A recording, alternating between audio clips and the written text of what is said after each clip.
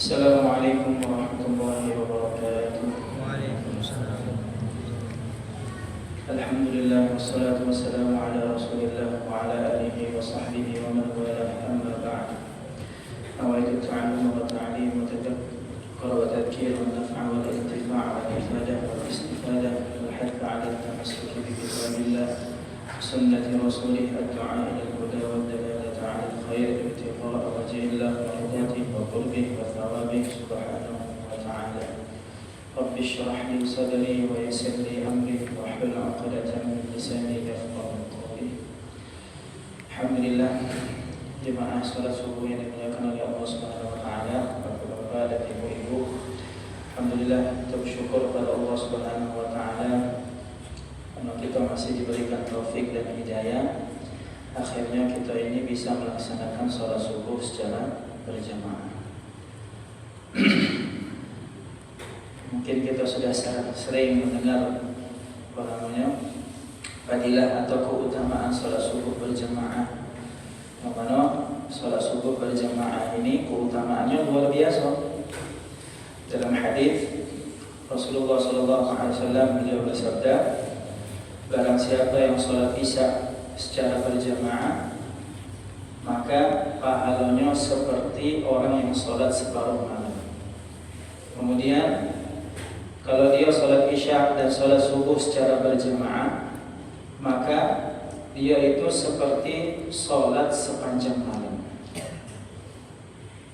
Jadi Masya Allah, sekarang ini siapa yang mampu salat sepanjang malam, salat tetapi dengan kita ini salat isya berjamaah, kemudian salat subuh berjamaah, maka kita ini mendapatkan pahala seperti salat sepanjang malam. Kemudian juga dalam hadis yang lain Rasulullah SAW beliau bersabda, "Law ya'lamuna ma fil 'atamati was-subhi la atawhuma walau habwan." Jadi kalau wong itu tahu keutamaan salat isya dan salat subuh berjamaah, maka pasti dia akan mendatangi salat subuh dan salat isya berjamaah walaupun dengan merangkak. Saking luar biasanya pahala daripada salat isya dan salat subuh berjamaah. Yang mana Nabi katakan kalau kita ini tahu fadilahnya, maka kita ini akan mendatangi masjid walaupun dengan merangkak.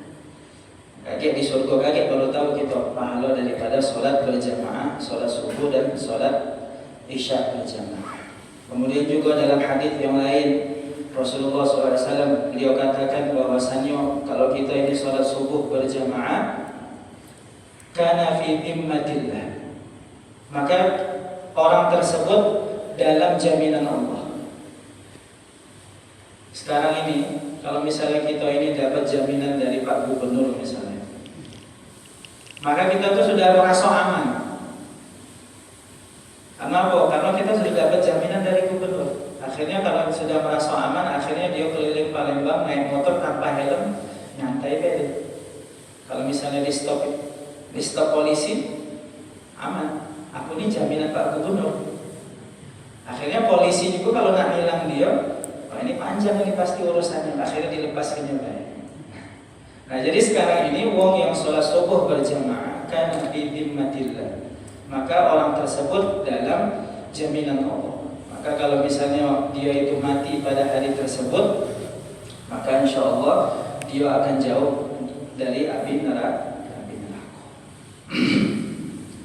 Kemudian hadirin yang dimuliakan oleh Allah Subhanahu wa taala, kita bersyukur kepada Allah Subhanahu wa taala karena kita ini masih diberi kesempatan oleh Allah Subhanahu wa taala, diberikan umur untuk berjumpa dengan bulan Ramadan.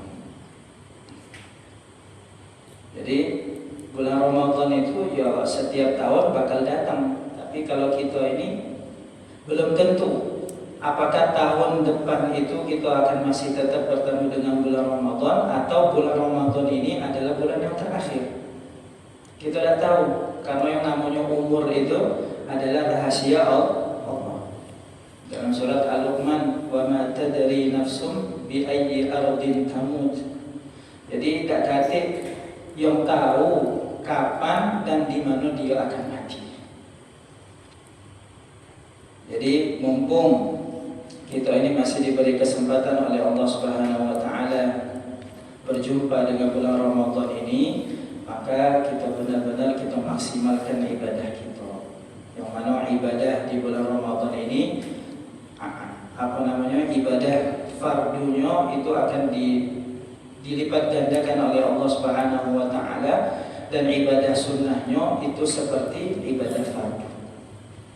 Jadi kalau ibadah sunnah itu kalau di luar Ramadan, walaupun kita gawekan 100 kali, maka tidak akan bisa menandingi daripada amalan fardu. Nah, tapi bulan Ramadan ini karena bulan yang istimewa, maka amalan sunnah Allah jadikan seperti amalan fardu. Maka kita jaga amalan-amalan sunnah kita, duhahnya, qabliyah, ba'diyahnya, witirnya, salat tarawihnya, tahajudnya. Jadi kalau bisa bulan Ramadan ini tak kata yang ditinggalkan, digawekan dalam. Karena rugi kita bertemu bulan Ramadan tetapi kita tidak memaksimalkan daripada ibadah. Jadi jangan sampai kita ini keluar dari bulan Ramadan dalam keadaan kita ini belum diampuni oleh Allah Subhanahu wa taala. Karena dalam satu hadis diceritakan suatu ketika Rasulullah itu naik mimbar. Maka ketika beliau naik tangga yang pertama, maka beliau mengatakan amin. Kemudian ketika beliau naik tangga yang kedua, beliau mengatakan amin. Kemudian ketika beliau naik ke tangga yang ketiga, beliau mengatakan amin, barulah beliau khutbah. Maka ketika beliau turun dari mimbar, akhirnya para sahabat ini bertanya sama Rasulullah, "Ya Rasulullah, kami ini mendengar dari engkau hari ini yang belum pernah kami dengar. Ada apa ya Rasulullah?" Akhirnya Rasulullah SAW beliau menjawab, "Tadi malaikat Jibril datang. Kemudian malaikat Jibril itu berdoa. Malaikat Jibril mengatakan, celakalah, sungguh celaka orang yang menjumpai bulan Ramadan tetapi dia tidak diampuni dosa-dosanya." Kemudian aku mengatakan amin. Jadi yang doa ini Rasulullah, yang doa itu malaikat Jibril, yang aminnya Rasulullah. Jadi makbul doanya ini. Kemudian ketika aku naik tangga yang kedua, malaikat Jibril itu berdoa, celaka, sungguh celaka orang yang disebutkan namamu di sisinya tapi dia tidak bersolawat ke atasnya. Jadi kalau kita ini mendengar nama Rasulullah, maka kita ini dianjurkan untuk membaca sholawat. Allahumma sholli ala sayyidina Muhammad wa ala ali sayyidina Muhammad. Kemudian ketika aku naik tangga yang ketiga, maka malaikat Jibril ini berdoa, celakalah, sungguh celaka orang yang dia menjumpai masa tua kedua orang tuanya tapi tidak menyebabkan dia masuk surga. Jadi wong tua ini sebenarnya khidmat sama orang tua, birrul walidain, ini termasuk tiket VIP masuk surga. Sekarang ini kan banyak di luar sana, terutama di luar negeri, di Eropa, ketika wong tuanya sudah tua, akhirnya dia sibuk dengan pekerjaannya, akhirnya apa? Wong tuanya dimasukkan panti jompo. Jadi kalau misalnya ada anak, masukkan wong tuanya ke dalam panti jompo, ini termasuk anak yang durhaka. Na'udzubillah tsumma na'udzubillah. Kemudian hadirin yang dimuliakan oleh Allah Subhanahu wa taala, insyaallah pagi ini kita akan membahas beberapa hadis tentang keutamaan malam Lailatul Qadar. Sebelum kita masuk daripada pembahasan, maka kita sedikit akan menjelaskan tentang asal usul daripada malam Lailatul Qadar. Jadi diceritakan bahwasannya asal usul malam Lailatul Qadar itu, jadi ketika Rasulullah duduk bersama para sahabat, kemudian Rasulullah itu menceritakan tentang nabi-nabi terdahulu, umat-umat terdahulu, yang mana umat-umat terdahulu ini umurnya panjang-panjang, ratusan, ada yang ribuan tahun. Nabi Nuh alaihi salam umurnya itu 1300 tahun. Jadi Nabi 950 tahun. Nabi Ibrahim umurnya 300 tahun. Diceritakan disunatnya baru umur 80 tahun baru disunat. Kemudian Nabi juga menceritakan tentang Bani Israel umurnya 500 tahun. 500 tahun itu tidak pernah luput daripada ibadah. Pokoknya 500 tahun ibadah terus, tidak pernah maksiat kepada Allah. Ada yang Bani Israel 500 tahun itu sujud terus sama Allah. Akhirnya Rasulullah itu ada iri dengan umat-umat terdahulu. Umurnya panjang-panjang, ibadahnya kuat, sedangkan umatku ini umurnya pendek-pendek, ibadahnya juga malas-malasan. Ya kan? Tarawih 20 rakaat, ngembek pendapat yang 8 rakaat. Padahal cuma setahun sekali. Coba, selain bulan Ramadan tuh kapan kita sholat 20 rakaat? Akhirnya karena beliau ini risau, resah, akhirnya datanglah malaikat Jibril membawa daripada surat Al-Qadar. Lailatul Qadri khairum min alfi syahrin. Jadi malam Lailatul Qadar itu ibadah di malam Lailatul Qadar, maka itu lebih baik daripada ibadah 1000 bulan. Jadi kalau misalnya kita hitung 1000 bulan itu berarti berapa tahun? 83 tahun 4 bulan. Jadi 1000 bulan itu 83 tahun 4 bulan.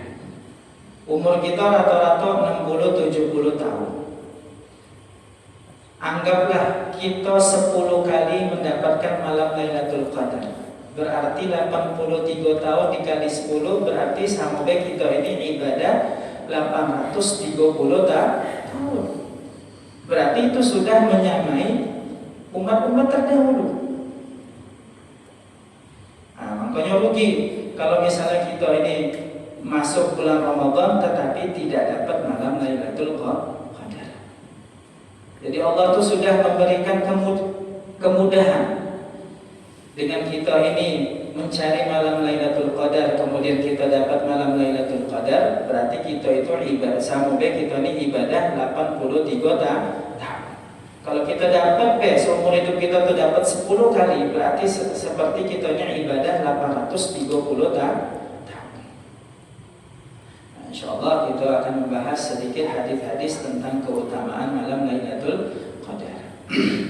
Bismillahirrahmanirrahim. Thawabu man qama Lailatul Qadri imanan wa ihtisaban. Pahalanya orang yang beribadah pada malam Lailatul Qadar karena iman dan ihtisab, ikhlas karena Allah. Wa an Abi Hurairah, dari Sayyidina Abi Hurairah radhiyallahu anhu qala Rasulullah sallallahu alaihi wasallam, Rasulullah sallallahu alaihi wasallam beliau bersabda, man qama, barang siapa yang salat. Jadi qama di sini ulama katakan bukan salat ibadah, salat, baca Quran, zikir Lailatul Qadri pada malam Lailatul Qadar, imanan karena iman, wahtisaban dan karena ihtisab, mencari pahala Allah, ikhlas karena Allah, ghufira maka akan diampuni lahu untuknya ma apa-apa taqaddama yang telah lewat min dzambihi dari dosa-dosanya. Rawahul Bukhari, hadis ini telah diriwayatkan oleh Imam Bukhari, wa Muslim dan Imam Muslim, wa Nasa'i dan Imam Nasa'i, wa qala dan Imam Nasa'i beliau mengatakan Zada telah menambahkan Qutaibah ibnu Sa'id, Imam Qutaibah ibnu Sa'id fihi di dalam riwayatnya, wa ma ta'akhkhara, dan orang yang dia ibadah pada malam Lailatul Qadar akan diampuni dosa yang telah lalu dan dosa yang akan datang. Qultu, aku berkomentar, lam yatafarrad Qutaibah ibnu Sa'id bihadhihi ziyadah an Sufyan ibnu Uyainah. Jadi Imam Qutaibah dalam meriwayatkan hadis ini yang ada tambahannya wa ma ta'akhkhar, beliau meriwayatkan hadis ini tidak dewean, tapi ada juga ulama-ulama atau rawi-rawi yang menghadiskan seperti hadisnya Qutaibah ini, yang mana hadis ini diriwayatkan dari Sufyan ibnu Uyainah. Sufyan ibn Uyainah ini termasuk salah satu gurunya Imam Syafi'i. Bal tabi'ahu 'alaiha Hamid ibn Yahya al-Balkhi. Jadi meriwayatkan hadis seperti Imam Qutaibah, yaitu adalah Al-Imam Hamid ibn Yahya al-Balkhi, wa kana thiqatan saduqan, dan Imam Balkhi ini termasuk seorang perawi yang thiqah dan benar. Qala Ibnu Hibban mengatakan kana a'lama ahli zamanihi bi hadits Sufyan ibn Uyainah. Jadi Imam Ibnu Hibban beliau mengatakan Qutaibah itu termasuk ulama atau rawi hadis yang sangat mengetahui tentang hadis-hadisnya Sufyan ibn Uyainah. Afna umrahu fi majalasatihi, dan Qutaibah telah menghabiskan umurnya untuk belajar dengan Imam Sufyan ibn Uyainah. Wa tabi'ahu aidan, dan juga meriwayatkan seperti hadisnya Qutaibah, yaitu Al-Husain bin Hasan Al-Marwazi wa Abu Bakr Yusuf bin Ya'qub An-Najahi wa huma thiqatani, dan keduanya adalah thiqah, dapat dipercaya dalam hadisnya. Wallahu a'lam. Jadi maksudnya ini hadis ini bisa dipertanggungjawabkan. Jadi hadis tentang fadilah orang yang menghidupkan malam Lailatul Qadar, orang yang mengerjakan ibadah salat, baca Quran, zikir pada malam Lailatul Qadar, maka akan diampuni dosanya yang telah lalu dan dosa yang akan datang. Jadi kita ini harus benar-benar mementingkan daripada malam Lailatul Qadar. Kenapa? Karena kalau kita ini mendapatkan malam Lailatul Qadar, maka dosa-dosa kita ini yang sudah lewat akan diampuni oleh Allah Subhanahu wa taala. Begitu juga dosa-dosa yang akan datang. Nah, maksudnya dosa yang akan datang diampuni itu cak mana?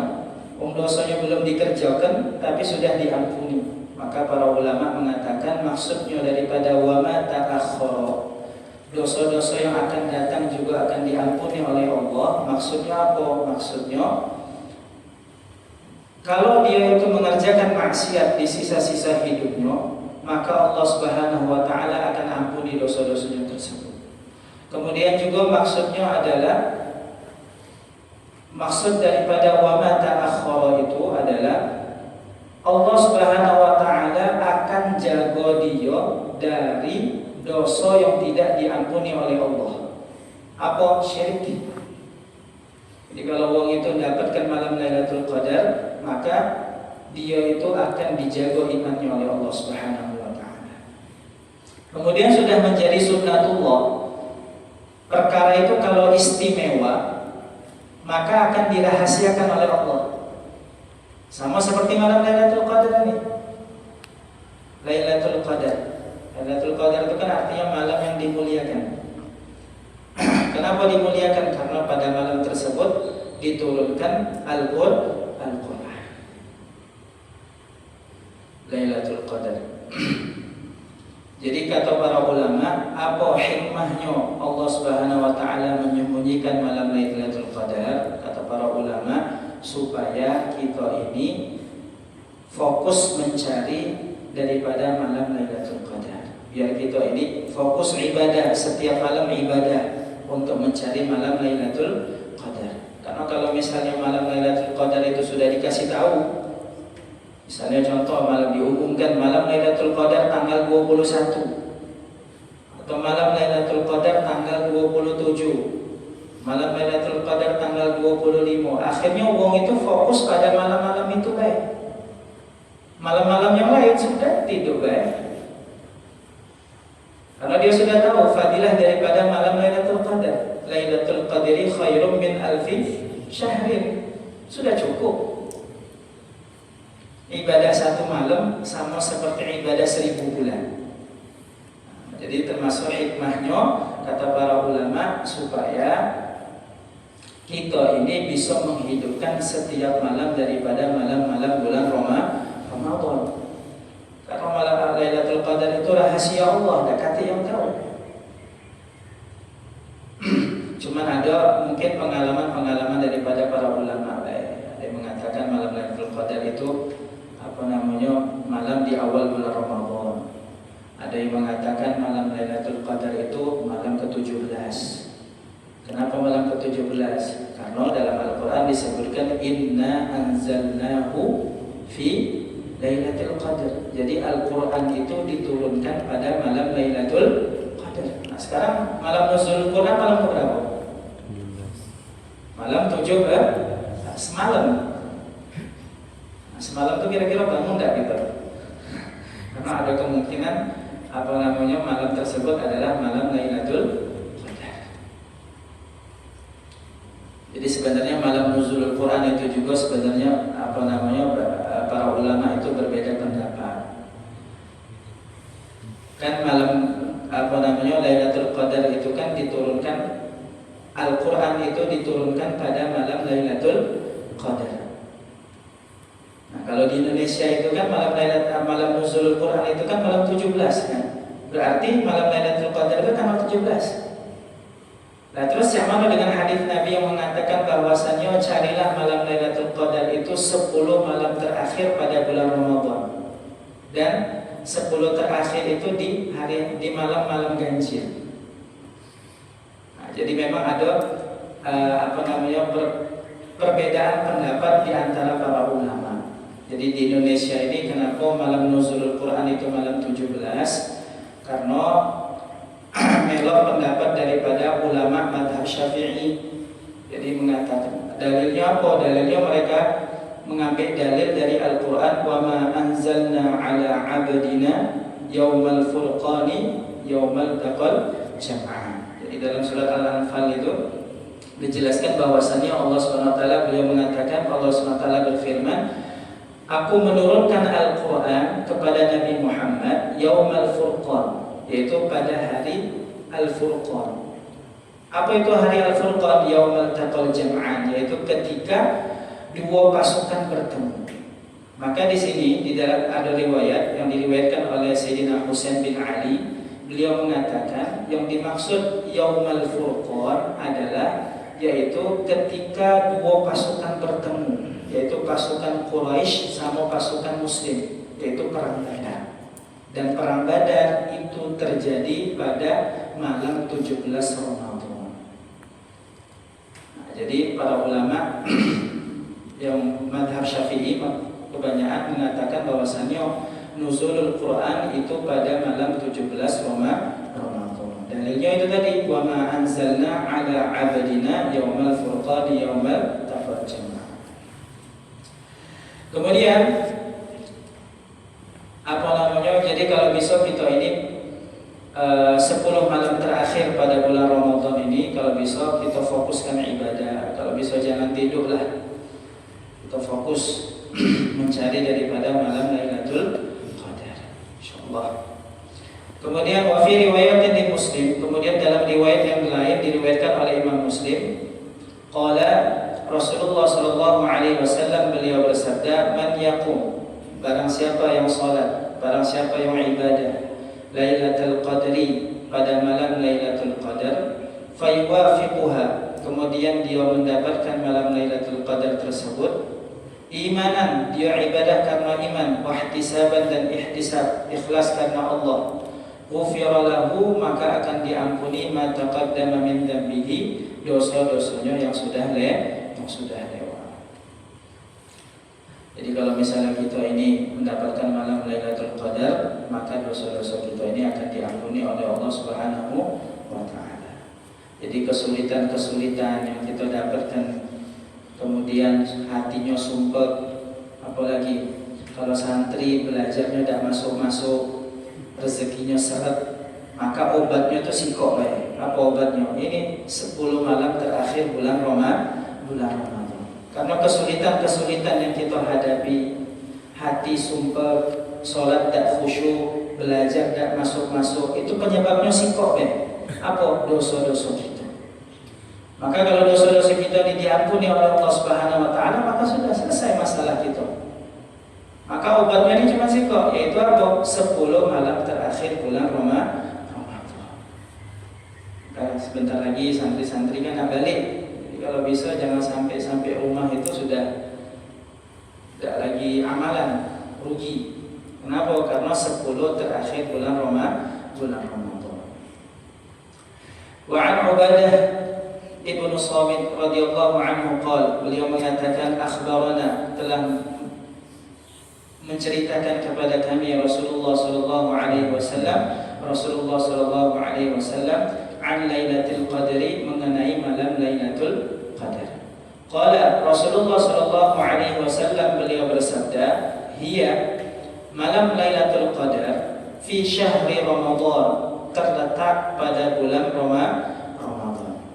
Fil ashril awakhiri, dan terletaknya di 10 terakhir bulan Ramadan.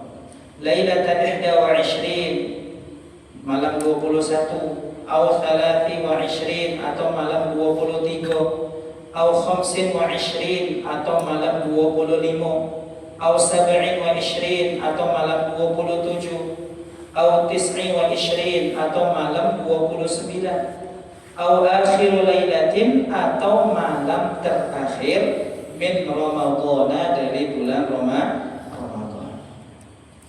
Wa man qamaha, barang siapa yang dia beribadah pada malam tersebut, ihtisaban, karena ikhlas karena Allah, ghufira lahu ma taqaddama min dhanbihi wa ma ta'akhkhara, maka akan diampuni dosa-dosanya yang sudah lewat dan dosa-dosanya yang akan datang.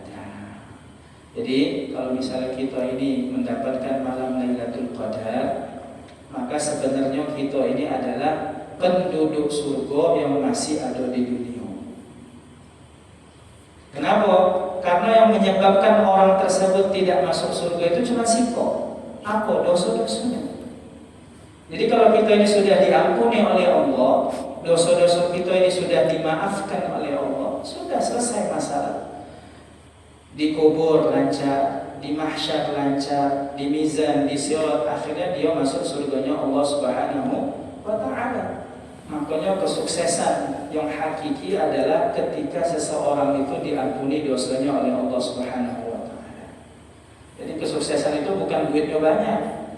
Kalau misalnya kesuksesan itu duitnya banyak, berarti yang paling sukses Qarun harusnya. Qarun paling kaya. Tetapi apa? Pada akhirnya Qarun ditenggelamkan oleh Allah ke dalam tanah. Kalau misalnya kesuksesan itu jabatan, maka harusnya yang paling sukses itu Fir'aun, jabatannya tinggi. Tetapi apa? Pada akhirnya dia ditenggelamkan oleh Allah di laut, yang akhirnya jasadnya tidak diterima bumi, tidak diterima di langit. Sampai sekarang ada mumi itu. Jadi kesuksesan yang hakiki itu adalah ketika seseorang itu diampuni oleh Allah Subhanahu wa ta'ala, kemudian dia mendapat ridha dari Allah Subhanahu wa ta'ala. Semoga kita ini, galau-galaunya yang hadir di sini, kita ini diberikan anugerah oleh Allah Subhanahu wa ta'ala untuk berjumpa dengan malam Lailatul